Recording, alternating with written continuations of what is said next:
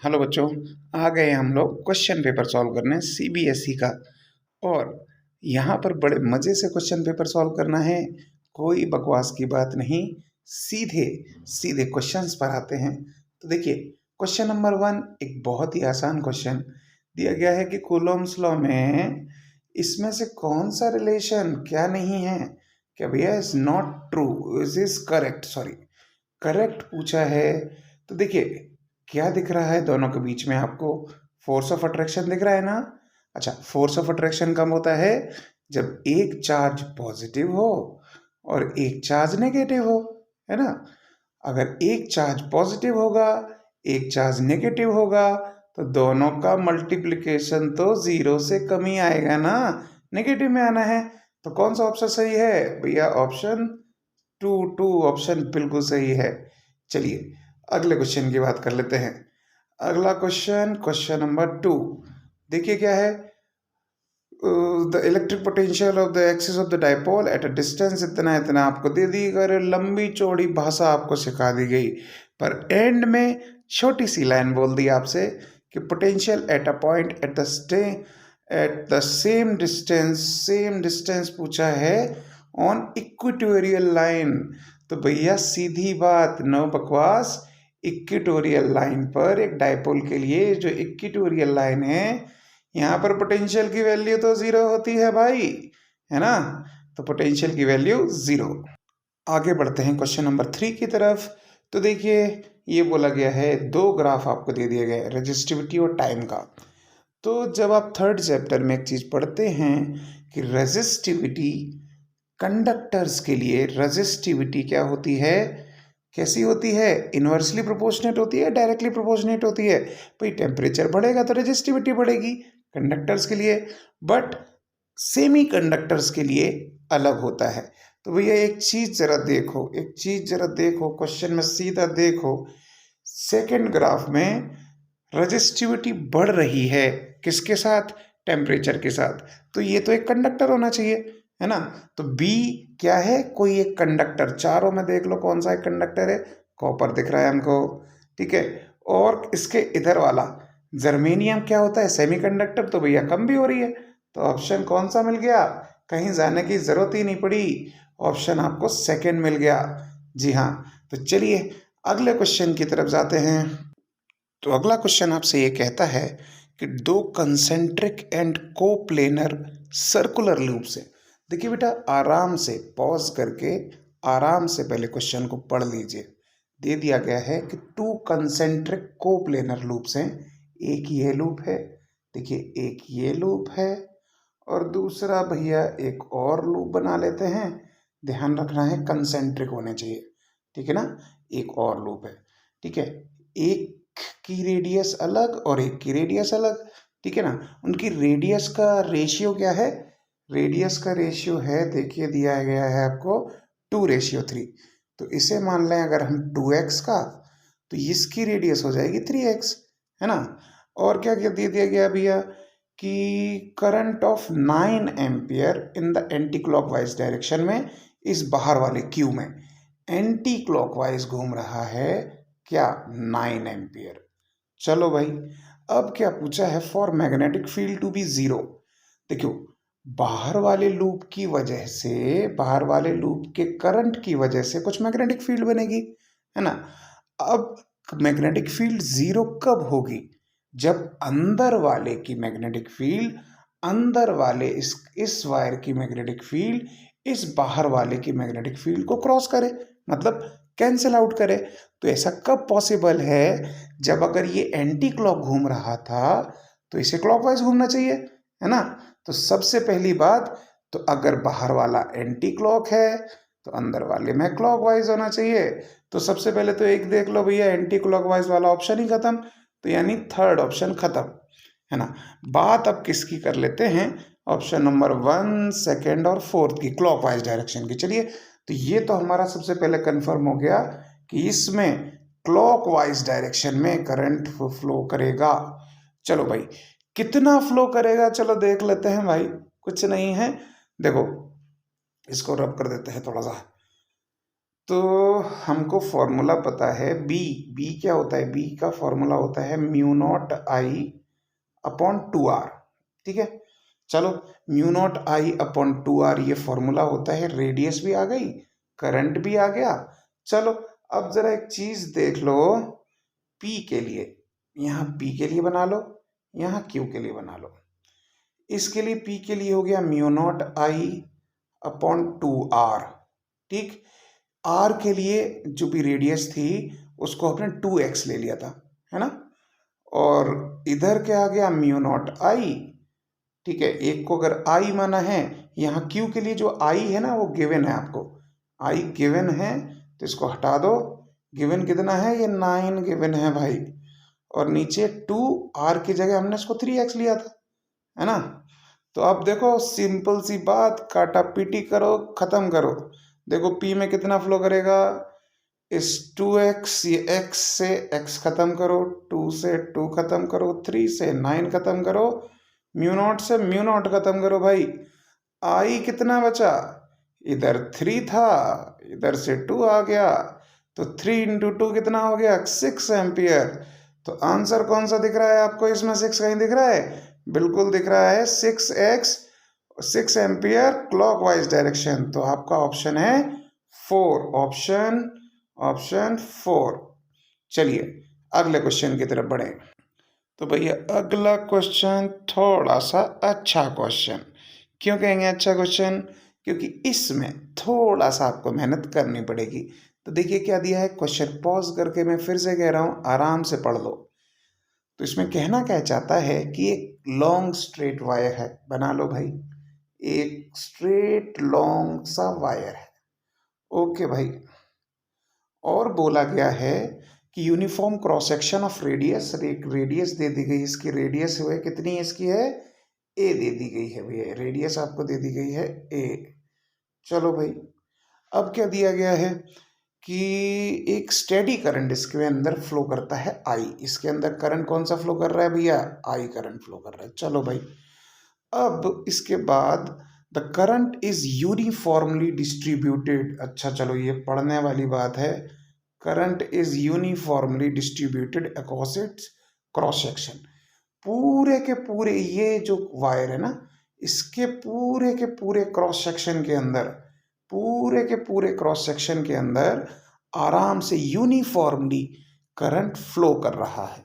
चलो अब ये पूछा है इन्होंने, क्वेश्चन में पढ़ो, और ये पूछा है रेशियो पूछ लिया भाई, magnitude of magnetic field at a point a/2 above the surface and a at a point below the surface। चलो हुआ क्या बेटा, देखो ये सरफेस है ना, इसके इस सरफेस के a/2 तो ऊपर चले जाओ, कितना? ये a था तो ये a/2 तो ऊपर चले जाओ, ठीक। और इस सरफेस के a/2 अंदर चले जाओ, ठीक है। इन दोनों जगहों पर कौन कौन सी पॉइंट? ये वाला पॉइंट और ये वाले पॉइंट पर आपको मैग्नेटिक फील्ड का रेशियो बताना है, ठीक है ना। तो देखो यहाँ पर लेंथ की भी बात हो रही है, तो और करंट की भी बात हो रही है, मैग्नेटिक फील्ड की बात हो रही है। कौन सा फॉर्मूला लगना है सबसे पहले? तो याद कीजिए अपने एम्पियर सर्किटल लॉ को। तो एम्पियर सर्किटल लॉ क्या कहता था? Close integral B dot D L is equals to क्या हो जाता था? म्यू नॉट आई, है ना। तो सबसे पहले तो ये वाले फॉर्मूले की बात करेंगे हम। चलो अब a/2 सरफेस ऊपर की एक बार बात कर लेंगे, फिर एक बार नीचे की बात कर लेंगे, दोनों का रेशियो निकाल लेंगे, है ना। चलो शुरू करते हैं बेटा। देखिए क्या करना है हम यहाँ पर, अब एबव द सरफेस की बात कर रहे हैं। सबसे पहले क्या? Above the surface. चलिए एबव द सरफेस, देखिए एबव द सरफेस। अब ये छोटे में जरा डायग्राम भी बनाते चलो कि अगर एबव द सरफेस वाला पॉइंट है तो यहाँ पर आपको क्या एज्यूम करना पड़ेगा? यहाँ पर एज्यूम करना पड़ेगा एक एम्पीरियन लूप, है ना, क्योंकि यहाँ पर close integral B dot D L लेते थे ना। तो ये डी एल क्या होता था? यहाँ पर ये जो डी एल होता था ना, ये डी एल एम्पीरियन लूप की लंबाई होती थी ना। और जरा एक चीज और सोचो बेटा, कि अगर ये रेडियस ए थी और ऊपर a/2 और चले गए, तो अब इस नए लूप की रेडियस क्या हो गई, a plus A by two, यानी कितना 3a/2, है ना, 3a/2 ये नए लूप की रेडियस हो गई। तो इसकी अगर हम डिस्टेंस निकालें इस टू, मतलब देखो close integral B dot D L है भाई, ठीक है, close integral B dot D L है। सबसे पहले की बात करते हैं, तो यहां पर अगर हम बी तो कांस्टेंट होगा ना, है ना, बी की वैल्यू अगर हम निकालें तो बी ना कुछ कांस्टेंट होगा। तो अब अंदर से इंटीग्रेशन को अगर हम सॉल्व कर दें तो डीएल की वैल्यू कितनी हो जाएगी, डीएल की वैल्यू हो जाएगी 2 पाई, और ये जो ए होनी चाहिए, जो रेडियस होनी चाहिए, जो रेडियस कितनी है इसकी 3a/2, है ना, 2 पाई 3a/2, और ये किसके बराबर हो जाएगा भाई, म्यू नॉट, और जो उसके अंदर करंट फ्लो कर रहा था, है ना, B dot D L is equals to, ये किसके बराबर हो जाएगा, म्यू नॉट आई के बराबर होता है। ये तो हमारा क्या कहते हैं, एम्पियर सर्किट लॉ कहता है। चलिए भाई, अब जरा बिलो द सरफेस की भी बात कर लेते हैं। तो इसके लिए थोड़ा सा अब यहाँ डायग्राम बना लेते हैं। ये जो सरफेस है बेटा, ये जो सरफेस है, इसके अंदर चले जाओ a/2 अंदर, और यहाँ पर एक बनेगा आपका एक नया लूप, ये वाला लूप, है ना। अब इस लूप की रेडियस कितनी होगी, जरा सोचो, इस लूप की रेडियस कितनी होगी, जरा सोचो, इस लूप की रेडियस तो भैया a/2 हो गई ना, क्योंकि टोटल रेडियस कितनी थी, इतनी रेडियस कितनी थी, ये पूरी a थी, इसकी आधी नीचे चले गए, a/2 अंदर चले गए, तो इसकी रेडियस हो गई a/2, ठीक है। तो अब इसकी अब लेंथ कितनी हो जाएगी, जरा बात कीजिए, क्योंकि इसमें हम फिर से जब इंटीग्रेशन करेंगे, ये बी डॉट डी एल आपने किया म्यू नॉट। अब एक चीज समझने वाली बात है, वो यहाँ पर ये जो आई होगा वो कितना होगा, क्या पहले के बराबर होगा क्या, जरा देखो। अब ये तो छोटा सा क्रॉस सेक्शन हो गया ना इसका, इसका ये क्योंकि लूप जितने में बनाओगे वो तो इतना ही क्रॉस सेक्शन की आपको बात करनी पड़ेगी। तो वो जो आई था पुराना वाला, वो तो पूरे इसके लिए था भाई, है ना, पर अब तो क्रॉस सेक्शन बदल गया, यानी आई की वैल्यू बदल गई। चलो कोई बात नहीं, बी की बात कर लेते हैं। बी जो आपका यहाँ पर है, तो ये दूसरे के लिए मान लेते हैं, मान लीजिए मैग्नेटिक फील्ड आपका बी डैश, ठीक है। तो ये तो कोई ना कोई एक डेफिनेट वैल्यू होगी, तो ये कांस्टेंट है, बाहर आ गया, और इसका डीएल क्या हो जाएगा 2 पाई और a/2, है ना, 2 पाई a/2। अब इस आई डैश की बात करनी है आपको। आई डैश के लिए हमको थोड़ा सा एक रूल लगाना पड़ेगा। मान लेते हैं कि करंट जो फ्लो कर रहा था वो πa² पर यूनिट एरिया निकाल लो, πa² में पर यूनिट एरिया इतना फ्लो कर रहा था। बट अब क्या हो गया है, अब एरिया चेंज हो गया है ना, तो एरिया चेंज क्या हो जाएगा, πa/2 का स्क्वायर कर दो यहाँ पर, है ना, a/2 का स्क्वायर कर दो यहाँ पर, है ना, पाई से पाई काट दो, ठीक है, और a² से इस वाले a² को भी उड़ा दो, ठीक है। तो चलो अब देखो क्या कर लेते हैं, ये आपका b डैश आ गया, पहले क्या था आपका, ये b था, इन दोनों को आपको डिवाइड करना है, बस ये रेशियो चाहिए, है ना, इन दोनों को डिवाइड कर दो जरा, तो क्या आ जाएगा, जरा देखते हैं इन दोनों को डिवाइड करने पर क्या मिलता है। तो इन दोनों को डिवाइड कर देते हैं, यानी b divided by b dash.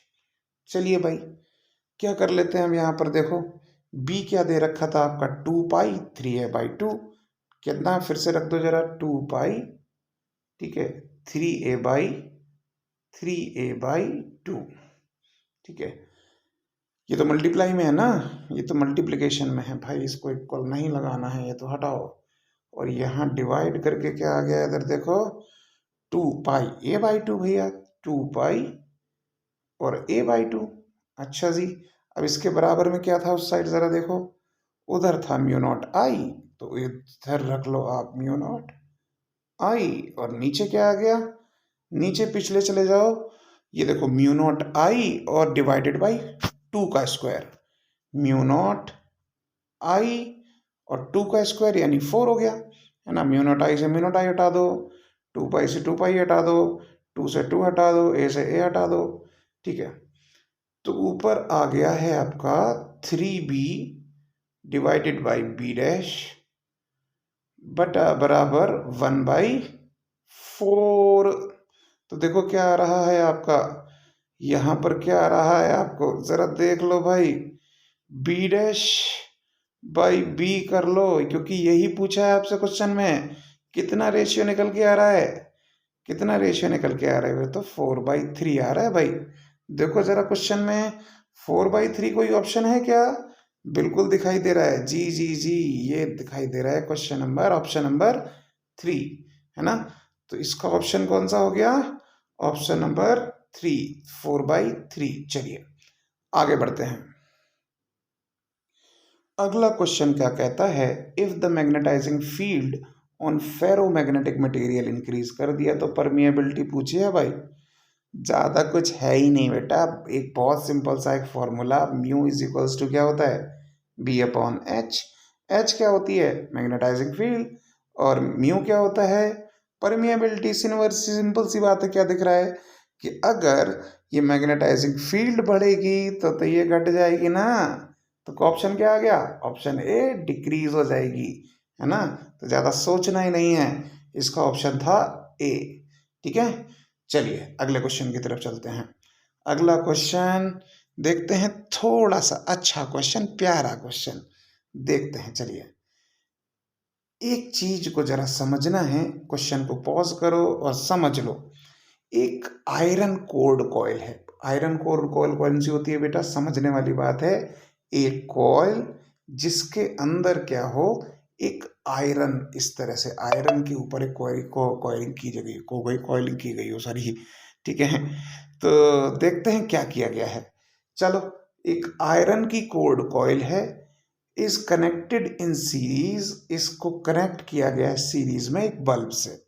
चलिए एसी सोर्स दे दिया गया है, इसके बाद आपको क्या दिया गया है कि अगर इस कॉइल के अंदर से जो आयरन पीस था ना, इसको निकाल लिया जाए तो क्या होगा। तो भैया आपका बल्ब जो है उसकी ब्राइटनेस बढ़ जाएगी कि कम हो जाएगी, ये पूछा है। चलो जरा देखते हैं, देखते हैं भाई, निकालने से क्या होता है, कुछ तो कह रहा है क्वेश्चन। देखो भैया क्या है, एक सर्किट की बात करो, इस सर्किट की बात करो, ठीक है, इस सर्किट की बात करो, ये रहा और ये आपका बल्ब है। ठीक है, ये आपका बल्ब मान लेते हैं, और ये एसी सोर्स से एक से कनेक्टेड है। चलिए भाई, इसके अंदर जरा समझने की बात है, इसके अंदर जो आयरन की एक कोर लगी हुई है, और यहां पर जो करंट फ्लो कर रहा था, लेट अस सपोज इस डायरेक्शन में करंट फ्लो कर रहा है। ठीक है, इससे कुछ बल्ब ग्लो होना चाहिए, ग्लो हो रहा होगा। लेकिन जैसे ही आप इस कोर को हटाओगे तो क्या होगा, मैग्नेटिक फील्ड में चेंज आएगा, है ना। और मैग्नेटिक फील्ड में क्या चेंज आएगा कि मैग्नेटिक फील्ड कम हो जाएगी। मैग्नेटिक फील्ड कम हो जाएगी तो लेंज लॉ अगर लगाओ, मैग्नेटिक फील्ड अगर कम हो रही है तो ये सिस्टम इसको सपोर्ट करेगा, एक करंट बनेगा इस डायरेक्शन में, जो इस कम होती हुई मैग्नेटिक फील्ड को इंड्यूस, एक करंट इसके अंदर एक करंट फ्लो करा देगा। तो ओरिजिनल करंट तो ये था, एक इंड्यूस करंट इस कॉइल के अंदर जनरेट हो गया, तो नेट करंट की वैल्यू तो बढ़ गई ना। और नेट करंट की जो वैल्यू बढ़ी वो क्या कर देगी भाई, इस बल्ब में थोड़ा ज़्यादा करंट अब जाने लगेगा। तो अब तो आप ही बता सकते हैं ना, ज़्यादा हो जाएगी इंटेंसिटी की कम हो जाएगी। भैया करंट बढ़ गया तो भैया आपकी ब्राइटनेस भी बढ़ जाएगी, यानी आंसर है सेकंड, इंक्रीज हो जाएगा। जी हाँ, चलिए आगे बढ़ते हैं। तो अगला क्वेश्चन देख लीजिए भैया, पॉज करके पढ़ लीजिए। दे क्या रहा है, is not true, not true देखना है, ट्रू नहीं देखना है। ठीक है, किसके कारण, ईएम वेव्स में। ईएम वेव्स में क्या चीज ये है जो सही नहीं है। तो पहला क्या है, these waves do not require any material medium to travel, बिल्कुल सही बात है भैया। ठीक है, ईएम वेव है, कोई भी मटेरियल मीडियम की जरूरत नहीं होती। Both electric field and magnetic field vectors attain maxima and minima, सही बात है, एट द सेम टाइम। ठीक है, दोनों की भैया एक ऐसी चलती है और एक ऐसी चलती है, तो भैया दोनों के जिस टाइम पे इसका मैक्सिमम होता है उस टाइम पे इसका भी मैक्सिमम, जब इसका मिनिमा होता है तब इसका भी मिनिमा आता है। चलो भाई, दूसरी बात भी सही हो गई। तीसरी बात, the energy in electromagnetic wave is divided equally between electric field and magnetic field. ये बात भी बिल्कुल सही बात है भैया, ठीक है। जब रैंडमली चल रहे हैं तो एनर्जी भी डिवाइड होगी, तो यानी चौथा बच रहा है, इसको भी पढ़ लेते हैं। Both electric field and magnetic field vectors are parallel to each other. गड़बड़ झोला हो गया भैया, क्योंकि अभी हमने क्या बात की थी, एक दूसरे के परपेंडिकुलर चलती हैं, तो पैरेलल का तो सवाल ही नहीं उठता। तो कौन सा गलत है, कौन सा, ये तो गलत है, यानी ऑप्शन कौन सा सही है, ऑप्शन नंबर 4।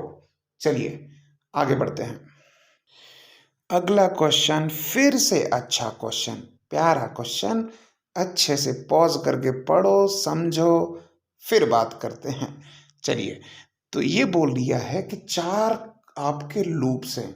कौन कौन से, रेक्टेंगुलर है भैया, रेक्टेंगुलर एक लूप है, ठीक है, और एक स्क्वायर लूप है, अच्छा जी, और फिर क्या है, एक सर्कुलर लूप है और एक इलिप्टिकल लूप है। 4 तरह के लूप अगर हम बनाएं, ठीक है, ये किससे पास कराएं, ये किससे पास कराएं, एक यूनिफॉर्म मैग्नेटिक फील्ड से, uniform magnetic field with constant velocity से अगर हम ये करना चाह रहे हैं। आई देखो, आई कैप दिया यानी एक्स एक्सिस, ठीक है।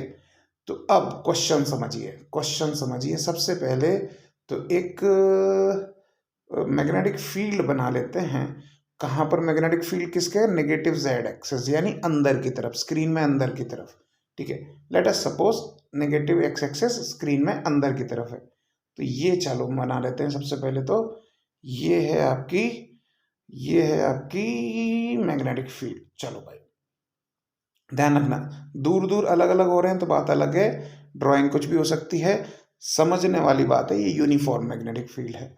चलो भाई, अब इसके बाद हम बनाते हैं अपने अलग अलग एक एक करके लूप, एक एक करके इकट्ठा कर लिया भैया। एक रेक्टेंगुलर एक लूप ले लिया हमने। कह क्या रहा है, इस लूप को हटाते हैं किस एक्सिस के अलोंग, एक्स एक्सिस, क्योंकि आई कैप दिया है ना, किस वेलोसिटी से, वी वेलोसिटी से, यानी इस लूप को हम हटा दे रहे हैं, हटा दे रहे हैं। तो भैया इसके अंदर से गुजरने वाली मैग्नेटिक फील्ड लाइन चेंज होगी, है ना, तो फ्लक्स में भी चेंज आएगा। तो ये क्या कह रहा है, अगर फ्लक्स में चेंज आता है तो हमारा ई इज इक्वल्स टू क्या कहलाता है, ई इज इक्वल्स टू तो D phi upon D T minus D phi upon D T कहलाता है ना, ठीक है। तो ई इज इक्वल्स टू जब minus D phi upon D T कहलाएगा, आपको समझने वाली एक बात है, क्या समझने वाली बात है कि भैया कुछ ना कुछ इंड्यूस ईएमएफ बनेगा। अच्छा जी, तो ये कह रहा है किस में, किस में जो अगर हम हटाएं तो ये will not remain constant, will not remain constant. जरा सोचो, ये वाला जो हमारा लूप है, अगर हमने इसको एक्स एक्सिस के लॉन्ग हटाया, इतना हिस्सा 1 सेकेंड में बाहर निकल गया, तो जब भी ये बाहर निकलेगा एक सेम रेशियो में निकलेगा। क्यों, क्योंकि अगर हम इसी में इस फ्लक्स को लिख दें, इस फ्लक्स को हम लिख दें, फाई को लिख दें, फाई का फॉर्मूला क्या होता है, फाई का फॉर्मूला क्या होगा, फाई का फॉर्मूला आप लिख दीजिए यहाँ पर ई इंटू, या मैग्नेटिक के लिए ले रहे हैं तो बी इंटू ए की बात कर लेते हैं हम, है ना, यहाँ पर हम लिख दे रहे हैं बी इंटू ए। चलो भाई, तो बी तो कांस्टेंट है ना, ए की बात कर लेते हैं, ए चेंज हो रहा है। तो जब एक रेक्टेंगुलर लूप को ऐसे बाहर निकालेंगे तो हर एक पर्टिकुलर टाइम पर एक यूनिफॉर्मली एरिया बाहर जाएगा। मतलब समझने की बात है कि अगर 1 सेकेंड में इतना एरिया बाहर चला गया तो अगले सेकेंड में भी इतना ही एरिया बाहर चला जाएगा, है ना, उसके अगले सेकेंड में भी इतना ही एरिया बाहर चला जाएगा। तो इस बार जो भी इंड्यूस्ड ईएमएफ चेंज हो रहा है हर सेकेंड में कांस्टेंट हो रहा है, क्योंकि हर बार एक एरिया सेम चेंज निकल रहा है, बाहर निकल रहा है। तो एक रेक्टेंगुलर शेप हो गई, दूसरी शेप कौन सी हो गई, दूसरी हो गई इसके जैसी होती है एक स्क्वायर शेप, है ना, वो भी जब बाहर निकलेगा तो एक डेफिनेट एरिया के हिसाब से बाहर निकलता चला जाएगा, तो उसमें भी कांस्टेंट होगा भैया आपका इंड्यूस्ड ईएमएफ। चलो, और कौन से लूप बचते हैं भाई, और कौन से लूप बचते हैं, और लूप बचते हैं हमारा एक सर्कुलर लूप की बात कीजिए, एक सर्कुलर लूप की बात कीजिए, ठीक है। जब ये बाहर जाएगा तो पहले सेकंड मान लीजिए इतना बाहर गया, इतना हिस्सा बाहर गया, अगले सेकंड तो इतना बाहर जाएगा ना। अब देखो दोनों के एरिया में अंतर है कि नहीं, पहले वाले के में और दूसरे वाले के एरिया में अंतर है। तो यानी यहां पर ये चेंज होने वाला फ्लक्स यानी इंड्यूस्ड ईएमएफ कांस्टेंट नहीं रहेगा, है ना। सर्कल में भी और सेम चीज इलिप्स में भी। इलिप्स में भी पहले सेकंड इतना गया तो अगले सेकंड में मान लीजिए इतना चला जाएगा। इस बार भी एरिया ज्यादा हो गया, है ना। तो इस बार हम कह रहे हैं कि भैया रेक्टेंगल में और स्क्वायर में तो सेम रेशियो से कम हो रहा है, बट इसमें रेशियो चेंज हो रहा है। तो भैया कौन सा ऑप्शन सही होना चाहिए? Circular and elliptical loops. चलिए आगे बढ़ जाते हैं अपने अगले। चलिए बेटा ये वाला क्वेश्चन भी अच्छा क्वेश्चन है, तो देखेंगे क्या क्या दिया गया है। YDSE का क्वेश्चन है, यंग्स डबल स्लिट का क्वेश्चन है। देखना दिया गया है path difference at a certain point on screen. फिर से मैं कह रहा हूं कि पॉज करके आराम से पढ़ लो क्वेश्चन। देखिए दिया क्या गया है, समझो। अगर हम एक डायग्राम बनाएं यंग्स डबल स्लिट का, याद कराएं तो ये जो कुछ आपने पढ़ा था ना S2P माइनस S1P, जी हाँ, ये जो S2P माइनस S1P जो है ये कितने के बराबर दिया गया है? 1/8 of the wavelength. 1/8 of the wavelength का मतलब होता है λ/8, है ना। तो चलो इसको लिख लेते हैं, समेशन अलग करके लिख लेते हैं, ठीक है। मान लेते हैं ये आपका जो डेल्टा एक्स है यानी जो पाथ डिफरेंस है ये है आपका λ/8। चलो भाई, अब जो बोला है कि उस वजह से जब ये पाथ डिफरेंस हो तो जो यहाँ पर इंटेंसिटी बन रही होगी इस जगह पर जो इंटेंसिटी बन रही है और सेंट्रल वाले पॉइंट पर जो इंटेंसिटी बन रही है, इन दोनों पॉइंट की इंटेंसिटी का रेशियो पूछा है भैया क्वेश्चन में। अच्छा जी, चलो इंटेंसिटी का फॉर्मूला देख लेते हैं। तो आपने इंटरफेरेंस ऑफ वेव जब पढ़ा था तो बेटा एक फॉर्मूला पढ़ा होगा आपने, इंटेंसिटी ये पढ़ा था I1 प्लस I2 प्लस क्या पढ़ा था 2√I1 I2 जो इंटरफेरेंस टर्म होता था cos फाई, है ना, यही पढ़ा था। अच्छा ये फाई आ गया, फाई क्या था आपका? ये तो फेज डिफरेंस है ना।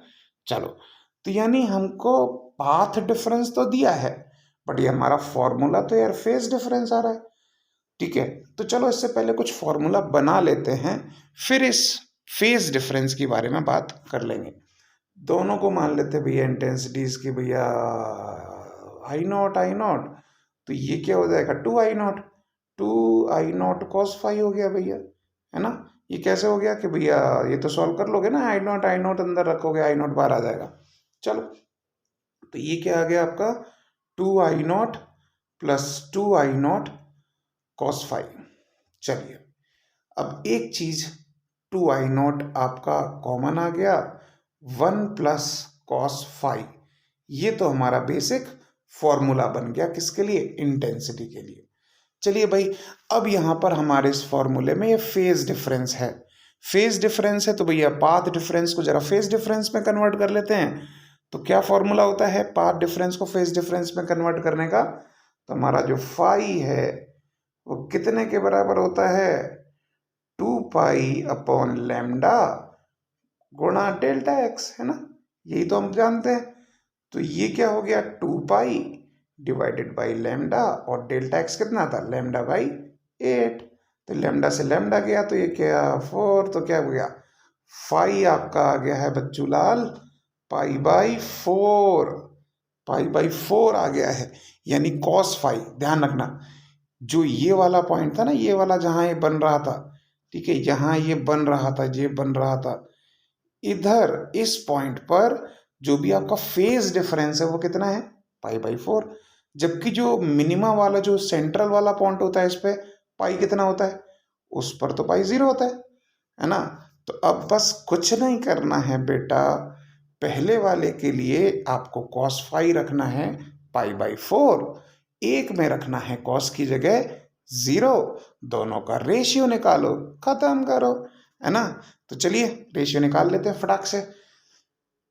इसको हटा देते हैं, इसको सेव कर लेना। देखिए, तो पहले वाले के लिए हमने निकाला, क्या निकालना है, एक आई है इंटेंसिटी और एक है I dash.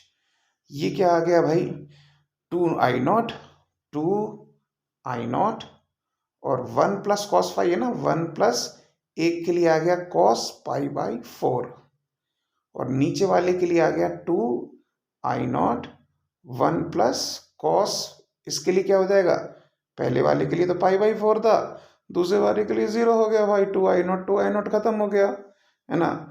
1 plus cos pi by 4 की वैल्यू रख दो और नीचे देखिए 1 प्लस कॉस पाई बाई 4 की वैल्यू कितनी होती है भाई, कॉस पाई बाई 4 की वैल्यू कितनी होती है, 1/√2 होती है भाई।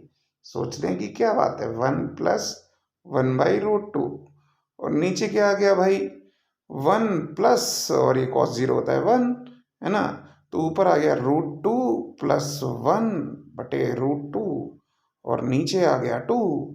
इसको सॉल्व करेंगे बच्चू लाल, तो आप सॉल्व करके देख लेना, मैंने तो एक बार सॉल्व किया था। तो इसका आंसर आ जाएगा, 0.85, 0.85 इज द राइट आंसर। चलिए आगे बढ़ते हैं। आ गया भाई, आ गया हलवा क्वेश्चन, आ गया। देखो भाई, आपको क्या दिया गया बेटा जी, फाई दे दिया गया, वर्क फंक्शन आपको कितना, 4.14 इलेक्ट्रॉन वोल्ट। अच्छा जी, इसको जरा जूल में कन्वर्ट करो यार, 4.14 इंटू 1.6 कर दो, 10⁻⁻⁻19 से मल्टीप्लाई कर दो भाई, है ना। चलो अब क्या होगा, अब क्या होगा, एक बात बताओ भाई, ये जो वर्क फंक्शन है एनर्जी तो होती है, तो ये फाई को क्या लिख सकते हो, hc/λ। तो ये क्या हो जाएगा, देखो यहाँ पर 4.14 और ये तो चल ही रहा था आपका 1.6 इंटू 10⁻⁻19। अब जरा एक बात बताओ यार, h की वैल्यू आपको पता है Planck's constant, c velocity of light 3 into 10⁸ रख दो यार, कैलकुलेशन करो, लैम्डा की वैल्यू फाइंड आउट करो, है ना, आराम से निकल के आएगी, ज़्यादा कुछ सोचना ही नहीं है। ठीक, तो कितना आया आंसर, सॉल्व करके बताओ, सॉल्व करके बताना, मैं ऐसे ही बता देता हूँ, आएगा लगभग लगभग ये 3000 एंगस्ट्रॉम, है ना। चलिए अगला क्वेश्चन की तरफ बढ़ते हैं। फिर से एक इजी क्वेश्चन आपके सामने आ रहा है।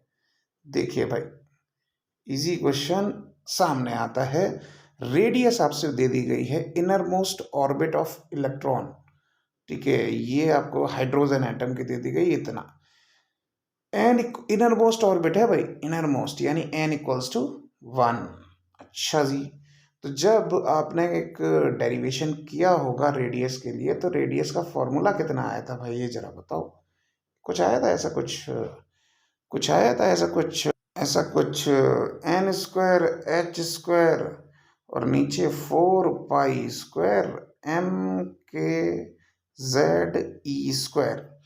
इनर मोस्ट ऑर्बिट है तो भैया n=1 ले लो, तो r बराबर कितना हो गया, h²/4π² mkze²।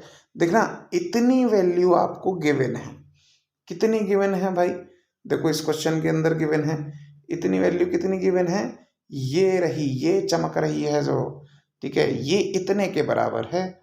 अब आपको n=3 के लिए निकालना है, तो यही क्या बचा ही क्या क्वेश्चन में, देखो फिर आपको कैसे करना है, इसको हटाओ जरा, देखो n=3 के लिए रेडियस निकालनी है, तो r=n²h², ठीक है, और फिर से 4πmkze²।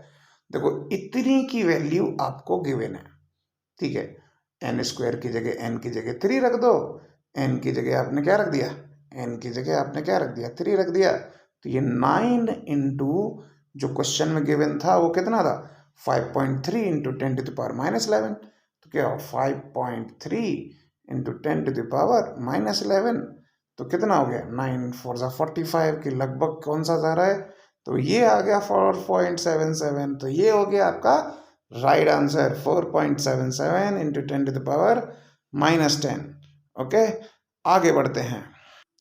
अगला क्वेश्चन आ जाता है, which of the following statement about the nuclear forces is not true. Not true पूछा है भाई, चलो पढ़ लेते हैं।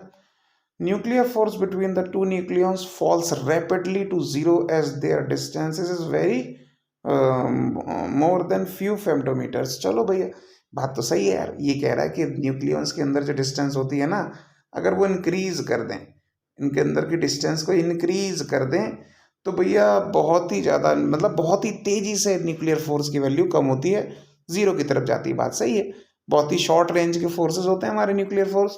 तो पहली लाइन तो भैया सही है। ओके भाई, दूसरा क्या वो पढ़ देते हैं, nuclear force is much weaker. भैया यही खेल खत्म हो गया है, तो मच वीकर बोल दिया। मच वीकर तो होता ही नहीं भैया, nuclear forces are the most strongest forces in nature होते हैं। तो आगे के पढ़ने की भी जरूरत नहीं है, ऑप्शन है 2। ठीक है, ऑप्शन है 2। चलिए अगला क्वेश्चन। अगले क्वेश्चन में इस डायग्राम को देख लो भाई, आपको ये दे दिया गया है। चलो पढ़ो अच्छे से, क्वेश्चन पढ़ो बेटा, क्या दिया गया है देखो भाई। ये दिया गया है कि वोल्ट V1 ये वाला जो है ना, इसकी रीडिंग है 40 वोल्ट। तो भैया V2 की वैल्यू बतानी है और आपको कुछ ये EMF दिया है। चलो भाई, तो एक फॉर्मूला क्या बनता है, ऐसा कुछ बनता है ना LCR में। ज़रा देखो LCR सीरीज सर्किट दिख रहा है भाई, देखो हमको LCR है ना, तो ये होता है VR का square plus VL minus VC का होल स्क्वायर, ऐसे होता है ना। चलो भाई, तो अब ज़रा एक चीज़ समझने वाली बात है बेटा, देखो ये जो V1 रीडिंग दे रहा है, इन दोनों की रीडिंग दे रहा है, यानी ये VL माइनस VC जो है, ये कितनी रीडिंग दे रहा है 40 वोल्ट। चलो भाई, तो यानी अब एक चीज़ और ज़रा देख लो कि ये जो गिवन है हमारा, वो तो ये V है ना, जो ये गिवन है वही तो ये V है, वही तो ये V है जो गिवन है। तो ये कितना दिया गया है, ये दिया गया है आपको 50√2 साइन ओमेगा टी। अच्छा ज़रा एक चीज़ ज़रा समझो, फॉर्मूले पर अगर ध्यान दो तो ये क्या होना चाहिए, ये V0 की वैल्यू होनी चाहिए ना, 50√2 है ना, V0 की वैल्यू होनी चाहिए। और अगर VRMS अगर आप निकालो, VRMS क्या हो जाएगा, V0 अपॉन √2 है ना।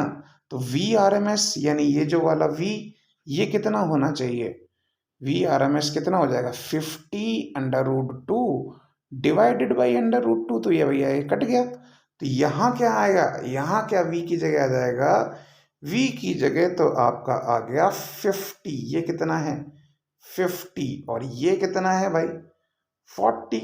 तो सॉल्व करना है और इसका आंसर निकालना है, बचा ही गया है क्वेश्चन में, है ना। तो चलो सॉल्व कर लेते हैं, और फिर आप भी सॉल्व करके देखो, डायरेक्ट आंसर निकाल लो, कोई दिक्कत ही नहीं है भाई। ठीक है, तो चलिए सॉल्व कर लेते हैं। तो ये है आपका 50 बराबर, ये क्या हो गया भाई आपका VR का स्क्वायर प्लस कितना आया था 40, ये 40 का स्क्वायर भाई, स्क्वायर कर लो सबका, ये 50 का स्क्वायर हो गया, ये VR का स्क्वायर हो गया, और प्लस ये 40 यानी 1600 हो गया। तो 2500 माइनस 1600 बराबर VR का स्क्वायर, तो 900 हो गया भाई, 900 हो गया VR का स्क्वायर। तो भैया VR कितना हो गया, VR तो फिर 30 ही बचा ना, हाँ 30 वोल्ट। देखो 30 वोल्ट कोई ऑप्शन है क्या, अरे चमक गया भैया, 30 वोल्ट चमक गया। ठीक है, तो अगले वीडियो के अगले क्वेश्चन के लिए इंतज़ार कीजिए, अगले वीडियो को सब्सक्राइब कर लीजिए, कहीं नहीं जाना है, सारे क्वेश्चंस के आंसर मिलेंगे यहीं पर बिल्कुल मज़े से। चलिए बेटा, मिलते हैं अगले वीडियो।